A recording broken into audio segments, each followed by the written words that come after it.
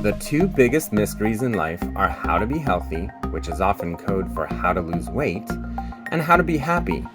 Being healthy isn't about refraining from the pleasures of life.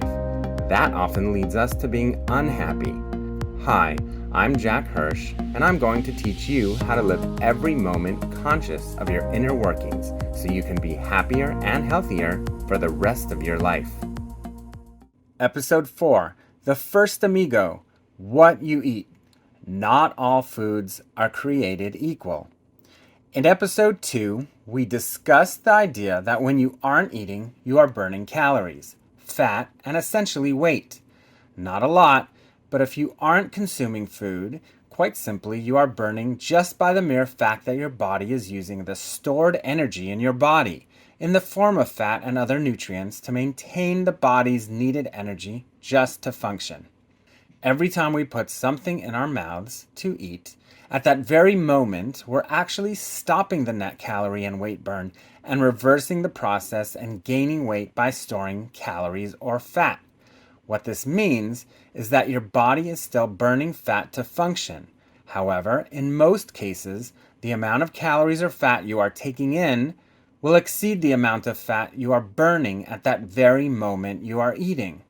So, effectively, you are putting more calories into your body than you are removing them, which essentially makes you weigh more. But wait, that's not the end of the story. What happens next is the critical part that separates the people who want to live a healthy life and have a healthy body from those who simply don't care or aren't aware of how their body functions. I'm not going to get into the science to break down exactly what a calorie is because it doesn't really matter or help in what I'm about to reveal. What you need to know is that we are just going to use the term calorie to describe the food we eat. Different foods have different amounts of calories, and it's very important to understand that there are good calories and bad calories. Not all calories are created equal. Many diet plans will have you believe that all calories are the same, and all you have to do is keep your calorie intake less than, let's say, just 2,000 per day, or whatever number they make up. This is absolutely misleading, and this exact logic is what causes so many diet failures. I will say it again. Not all calories are created equal, which means it's not just about counting calories. As a matter of fact, my theory and method doesn't include counting calories at all. That's right. You don't have to keep a record of your calories because that method will only fail after time. Instead, we need to understand that it's not only how much you eat, but what you are eating. You see, a carrot or a piece of celery has calories, just like a cookie has calories. The difference is the organic makeup of each of those foods. The carrot and the celery is mostly water, nutrients, salt, and small amounts of natural sugar. Now, I can get into the chemical and organic makeup of each, but it really isn't important. We know from our education and the social education we have gotten since we were born that there are certain foods that are healthy and many that are not. We all have heard that fruits, vegetables, drinking water, and the like are healthy to eat and drink. We also know that eating cookies, cake, candy, and anything else generally referred to as junk are bad for you. Okay, so if we know that, then we don't need any fancy diets or apps to help us. We just need to be aware of this and keep it at the top of our minds. We need to remember that just like alcohol and drugs are not good for us, there are also foods that are not good for our bodies. If we want to live healthy and lose or keep off weight, we have to be constantly aware of this idea. You're probably thinking, duh, we know this already. Yes, you should know this information if you've existed in this world for more than 7 years. What you don't know is how much of an impact different foods can have on your body. We will be discussing the idea of how different foods can affect different people in different ways later on. But for now, we need to really understand that filling up on carrots versus filling up on the same amount of calories from a cookie or a piece of cake will have a significant impact on your ability to lose or keep off the weight. many nutritionists or diet programs would have you believe that sugar is sugar, and whether you consume the sugar in fruit or candy, it's the same. This, in fact, couldn't be farther from the truth, for one important reason. We aren't consuming the same food. Fruit has a lot more than just sugar. It's got nutrients, fiber, and a lot of water. Now let's take a cookie that has the same amount of sugar. You're also getting flour and other ingredients that may not be ideal for your goal of being healthy or losing weight. Understanding what we put in our mouths can help us make better choices. It doesn't mean we have to neglect ourselves from enjoying our lifestyle, but making small changes in what we eat or limiting those items that might not be the best for us will help with the small changes we're looking for. Then, over time, that small change will have incredibly big results. So, how do we put this into real practice? We discussed the idea that what you put in your body, in a general sense, is important. But in order for this to work for you, we have to get into the specifics because your method is going to be different from someone else's. So as you listen to this next part, it's important for you to internalize how this will apply to you. Let's say you decide to have a snack and you can choose a cookie, or instead you can choose an apple or a vegetable. Let's break this down to see what will happen in each scenario.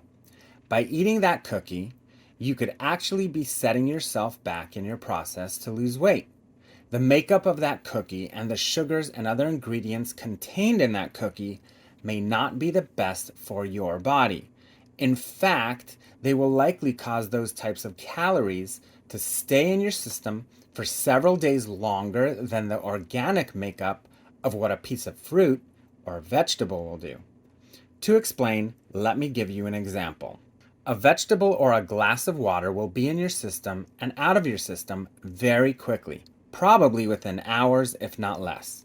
The organic content of a vegetable is mostly water and nutrients, which your body will absorb and remove the excess in a very short amount of time.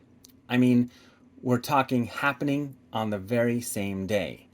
However, a cookie and the effects of the cookie can stay with you for days because the sugars and carbs will remain in your system and take longer to get out or be burned away. So let's play this out for a second. Say you have a cookie and it's in your system for several days, but you're not stopping to eat, obviously, over the next couple of days. You're continuing with your routine. So now, in addition to the new calories you're already putting into your body, you will also have the cookie calories that you put in several days ago. So in effect, you're causing a pileup of calories that aren't burning off fast enough for you to lose weight. And you most likely are causing yourself to gain weight.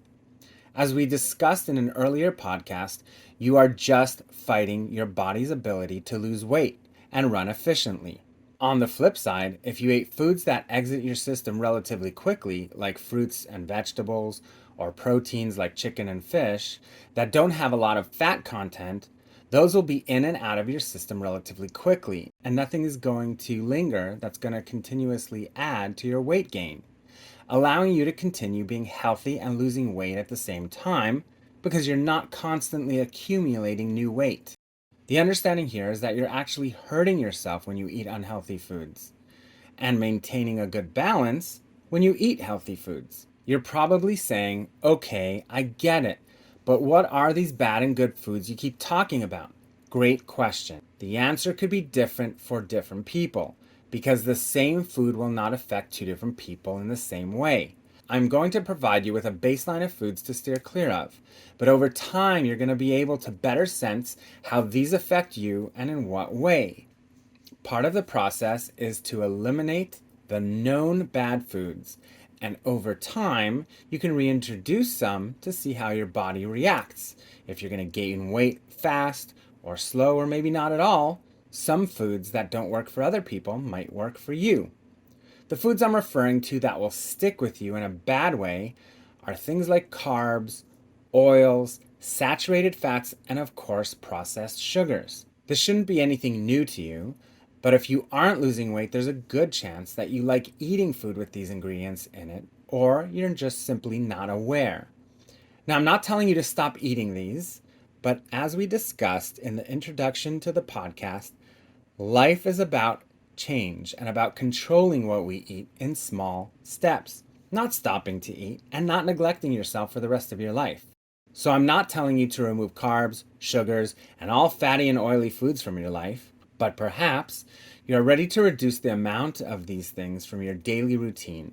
Now, knowing how it negatively affects you, and for most of us human beings who are struggling with weight, I can pretty much guarantee that these ingredients are a huge culprit. I just spoke with someone a few days ago who told me that they don't understand why they are gaining weight, and they are being so careful. So I asked what they like to eat. Within seconds, it became clear why she was struggling. She loves bread and pretty much anything made out of dough, which comes from flour, which turns into sugar once it enters our bodies. So maybe she was working hard to be careful with the amount she eats, which we will discuss in the next podcast, Amigo number 2, but she isn't being careful about what she eats, which is the first Amigo we're discussing now. It became very clear to me that even small amounts of carbs and the flour-based foods she is consuming are having a significant impact on her body. To reiterate this point, I personally might be able to eat a bagel a day with no real consequence to my weight, but you eating a bagel a day might literally be like eating a Thanksgiving dinner every single day. It simply might just not work for you. You have to start to discover what foods are going to be bad for your body, not what's bad for my body, not what those weight loss programs tell you about everybody else, but you. You need to start honing in. And the way we're going to get there is by eliminating a lot of these foods at first, and then we can start experimenting by re-implementing them into our daily routine. In order for you to take control, you need to figure out your method to your body's madness. My suggestion for anyone starting out is to try and remove all carbs and high sugar junk to start. So no sodas, alcoholic beverages, breads, pastas, pretzels, cookies, fried foods, etc. Before you freak out and say that you aren't willing to stop eating these things you enjoy, I'm not telling you that these things are not going to be a part of your life anymore. But I am telling you to test the waters, because I'm not kidding when I tell you this. 99% of the people I help are blown away when they start following my methods. I'm absolutely serious, and it blows my mind every time I get positive feedback from them. So many of us are nervous to get on board with a weight loss program that makes us give up the pleasures of life. But with my methods, once you give yourself a fair chance, you will begin to see a transformation that will make you want to keep going. So let's try this for the next 7 days. And if you don't see any results or feel any better, you can stop coming back to this podcast forever. But you have to be good to yourself and really work hard to get through the first 7 days. Many years ago, my wife and I were looking for a new mattress for our beds. Through our process, we were told that the mattresses are fully refundable, but only if we use them for 90 days. Why 90 days? What if I don't like it after 10 or even 30? Well, the reason was that there was a time frame that it took for your body to get used to a new mattress. For most people, it took a few weeks, but they knew that if you got to the 90 days, you would actually be very comfortable because your body would have adjusted to the new mattress. Enjoying happy healthiness is the same thing. You can't do this for 3 days and say it's not working. This method is something that if you can get through the first week, or better yet, the first 3 weeks, you are going to be so impressed with what's happening to your body, you won't want to stop.